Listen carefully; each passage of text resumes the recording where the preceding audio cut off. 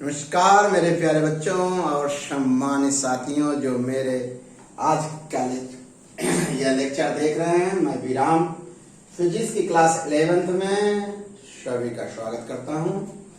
Lecture 30 पर चर्चा करूंगा।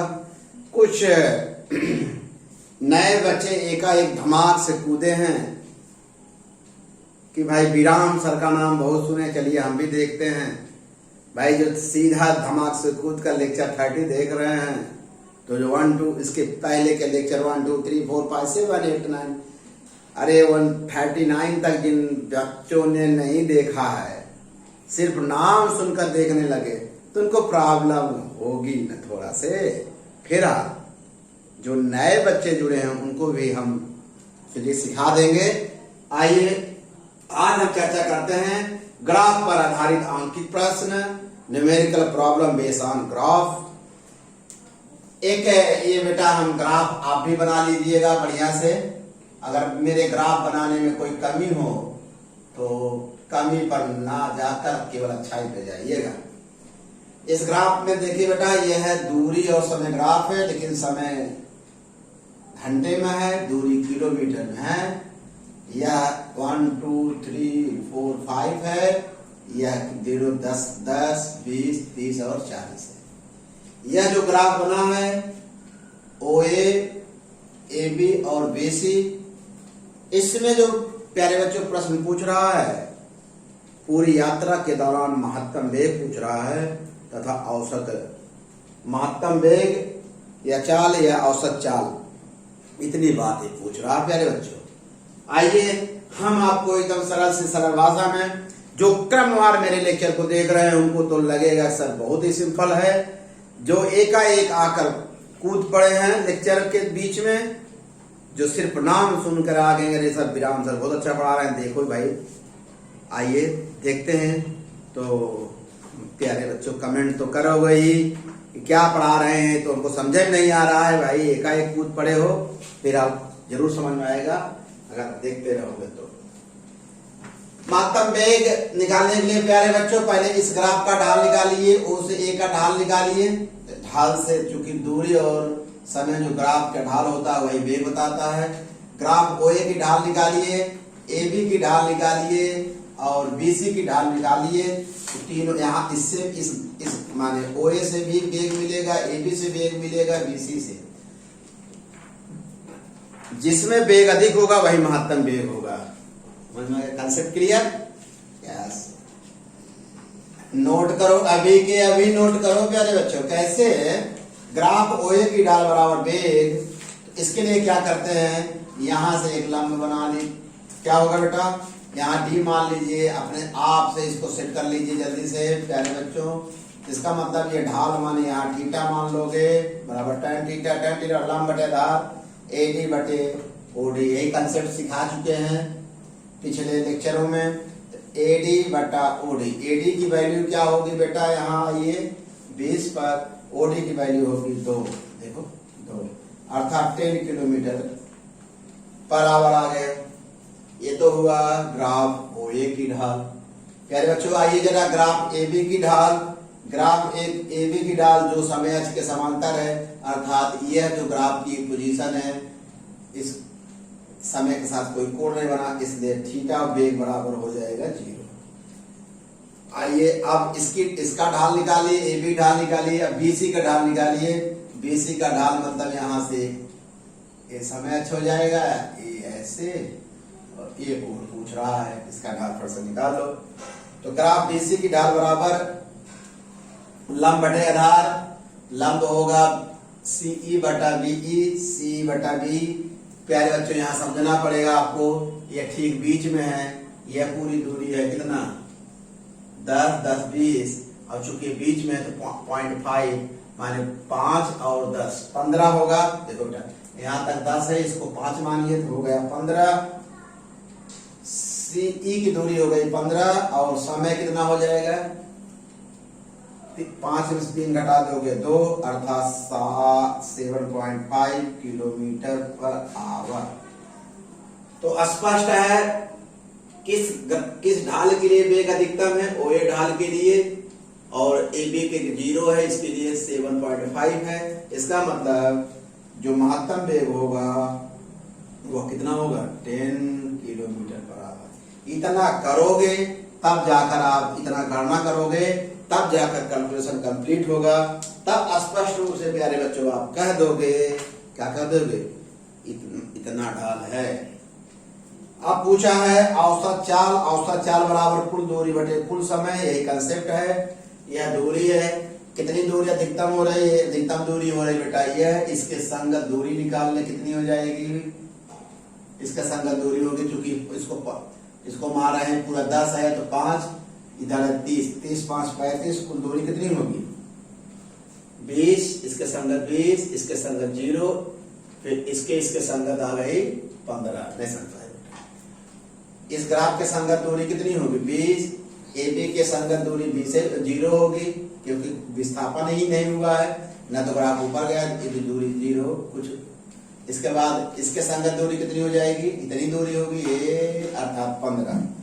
20 + 0 + 15 = 35/5, 7 किलोमीटर पर आवर। बहुत ही सरल भाषा में आप तक ये लेक्चर पहुंच रहा है, आपको बहुत अच्छा समझ में आ रहा है। वही जो नए बच्चे हैं उनको थोड़ी सी प्रॉब्लम होगी। आइए बेटा प्रॉब्लम नंबर 2। इस ग्राफ में एक कार है, कार का वेग और समय के साथ एक ग्राफ है।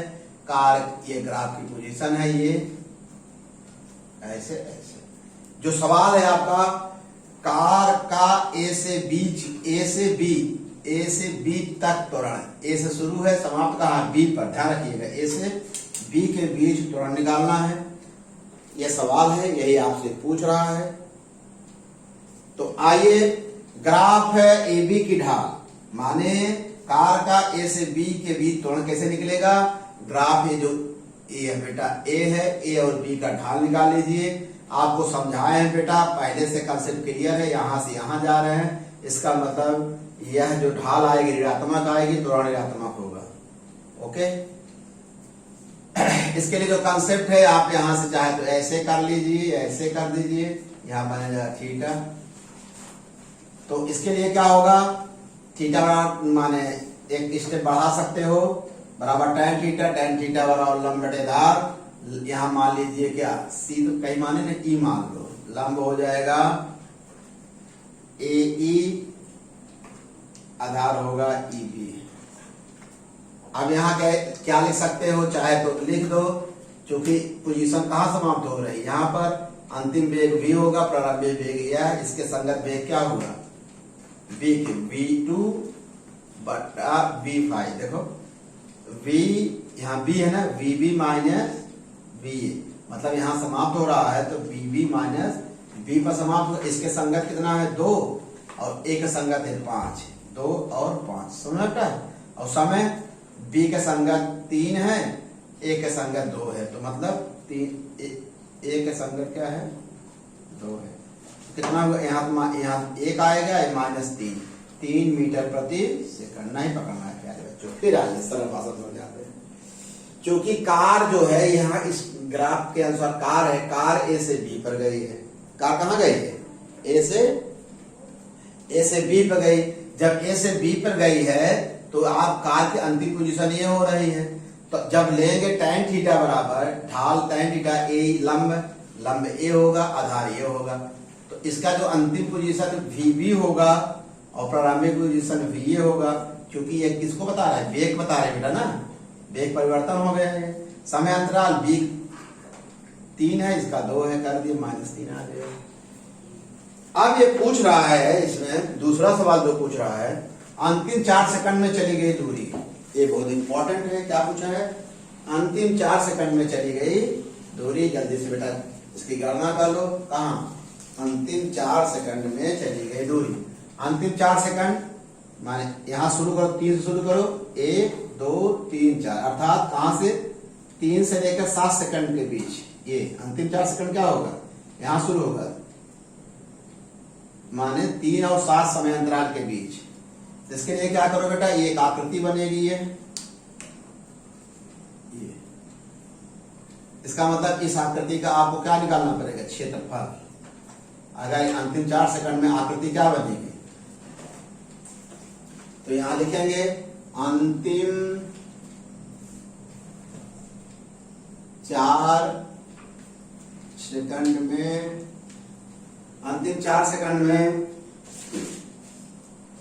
कार द्वारा तय की गई दूरी, अंतिम 4 सेकंड में तय की गई दूरी बराबर होगा ये समलंब चतुर्भुज, माने चतुर्भुज, जल्दी देखो बेटा, BCDE का क्षेत्रफल है बेटा। तो अर्थात समलंब चतुर्भुज, समलंब चतुर्भुज BCDE का क्षेत्रफल निकाल बेटा। अर्थात 1/2 समांतर भुजाओं का योग, समांतर भुजा क्या के समांतर भुजा है ED प्यारे बच्चों, ED प्लस BC गुणे उनके बीच की दूरी, लंबवत दूरी, इनके बीच की लंबवत दूरी है BE। जल्दी से मान रख दो बेटा, 1/2 ED की वैल्यू है 7 में से 3 निकालो, कितना आ जाएगा 4 प्लस 2 गुणे 2, 2 से 2 काट दो अर्थात 6 मीटर। समझ में बेटा? तो जल्दी सीख लो, अंतिम 4 सेकंड मतलब अंतिम 4 सेकंड में तय की गई दूरी बराबर चतुर्भुज BCDE, यही होगा 4 सेकंड का क्षेत्रफल। यह चतुर्भुज समलंब चतुर्भुज है, समांतर भुजा क्या है ED प्लस BC है, ED प्लस BC है इंटू लंबवत, इनके बीच की लंबवत दूरी BE है, कर दिए। ED की वैल्यू कितनी हो जाएगी, 7 में से 3 निकाल दो 4 आ जाएगा। यहाँ ये कितना है 1 सेकंड और 2, माने इसका संगत ये 2 है, तो 4 प्लस 2 ये भी 2 से 2 काट दे 6 मीटर आ गया। बहुत ही सरल भाषा में आपको हमने समझा दिया। मुझे विश्वास है न्यूमेरिकल आपको टच कर रहा है। ओके बेटा, धन्यवाद। नोट्स बना लेना।